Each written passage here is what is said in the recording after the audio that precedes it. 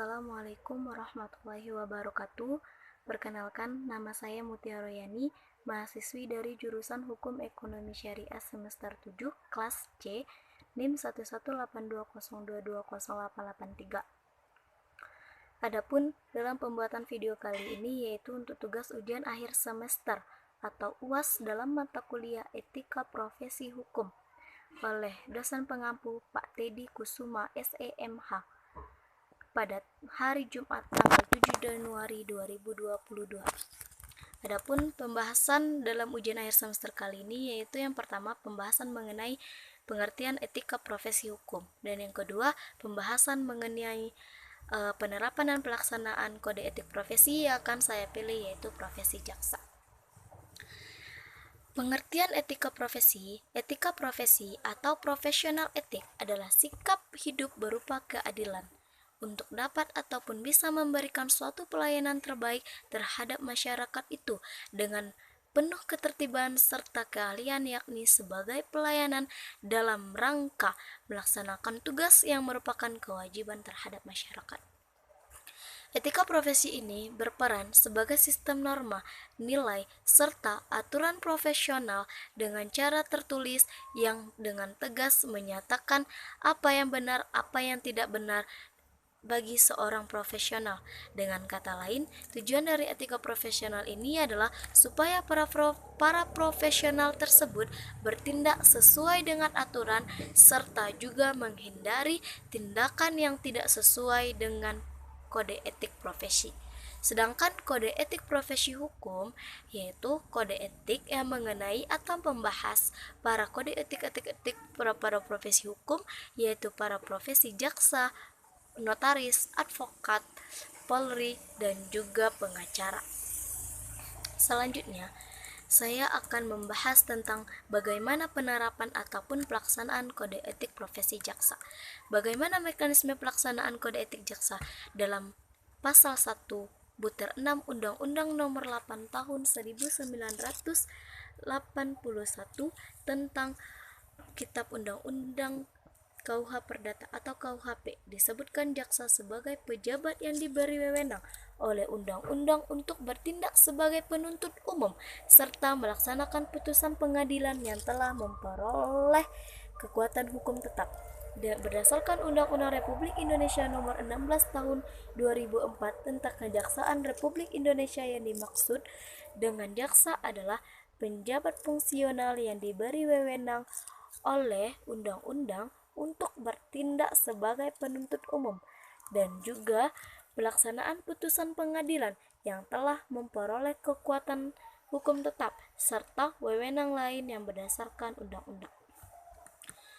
Ketentuan umum kejaksaan berdasarkan Perja Nomor Perja 067 /JA/07/2007 tentang kode etik profesi jaksa. Dalam pasal 1 kode profesi jaksa yang dimaksud adalah jaksa adalah pejabat fungsional yang diberi wewenang oleh undang-undang yang bertindak sebagai penuntut umum dan melaksanakan putusan pengadilan yang telah memperoleh kekuatan hukum tetap serta wewenang lain berdasarkan undang-undang. Yang kedua, kode perilaku jaksa adalah serangkaian norma sebagai pedoman untuk mengatur perilaku jaksa dalam melaksanakan tugas fungsional ataupun tugas profesi, menjaga kehormatan dan martabat profesinya, serta menjaga hubungan kerjasama dengan penegak hukum lainnya. Yang ketiga, pejabat yang berwenang menjatuhkan tindakan administratif adalah pejabat yang karena jabatannya mempunyai wewenang untuk memeriksa dan menjatuhkan tindakan administratif kepada jaksa yang melakukan pelanggaran kode etik perilaku jaksa. Yang keempat, sidang pemeriksaan kode etik perilaku jaksa adalah serangkaian tindakan yang dilakukan oleh pejabat yang berwenang memberikan tindakan administratif terhadap jaksa yang diduga melakukan pelanggaran kode etik perilaku jaksa. Yang kelima, tindakan administratif adalah tindakan yang dijatuhkan terhadap jaksa yang melakukan pelanggaran kode perilaku jaksa. Yang kelima, yang dimaksud dengan perkara meliputi perkara pidana, perkara perdata dan tata usaha negara maupun kasus-kasus lainnya. Pasal 2 Kode Perilaku Jaksa berlaku bagi jaksa yang bertugas di lingkungan kejaksaan maupun di luar lingkungan kejaksaan. Dalam melaksanakan tugas profesi, jaksa wajib dalam pasal 3 dalam Undang-Undang Tugas Profesi, jaksa wajib melaksanakan yang pertama menaati kaidah hukum, peraturan perundang-undangan, peraturan kedinasan yang berlaku, menghormati prinsip cepat, sederhana, biaya ringan, sesuai dengan prosedur yang ditetapkan. Maksudnya tidak ada profesi jaksa ataupun seorang jaksa itu menemui kliennya secara diam-diam ataupun tersembunyi. Kedua, mendasarkan pada keyakinan dan alat bukti yang sah dan mencapai keadilan dan kebenaran, bersikap mandiri, bebas dari pengaruh, tekanan, ancaman opini publik secara langsung ataupun tidak langsung. Maksudnya yaitu seorang jaksa itu memang dalam membuat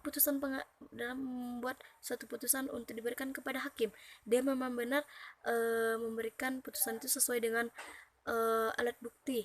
Maksudnya ada bukti yang sah sehingga putusan itu benar-benar dia memberikan kebenaran yang sebenarnya gitu. Itu bertindak secara objektif tidak memihak, maksudnya tidak memihak atau klien ataupun yang lain, tidak melaksanakan pertemuan secara tersembunyi, memberikan pengertian untuk memberikan hak yang dimiliki tersangka, terdakwa maupun korban, membangun dan memelihara hubungan fungsional antara aparat pengatur penegak hukum. Selanjutnya, jaksa dilarang menggunakan jabatan ataupun wewenangnya untuk kepentingan pribadi ataupun yang lainnya. Yang kedua, merekayasa fakta-fakta hukum dalam penegakan perkara. Yang ketiga, menggunakan kapasitas dan otoritasnya untuk melaksanakan penegakan secara fisik ataupun non-fisik. Yang keempat, meminta dan menerima hadiah atau keuntungan untuk melarang keluarganya meminta ataupun menerima hadiah atau keuntungan sehubung dengan jabatannya.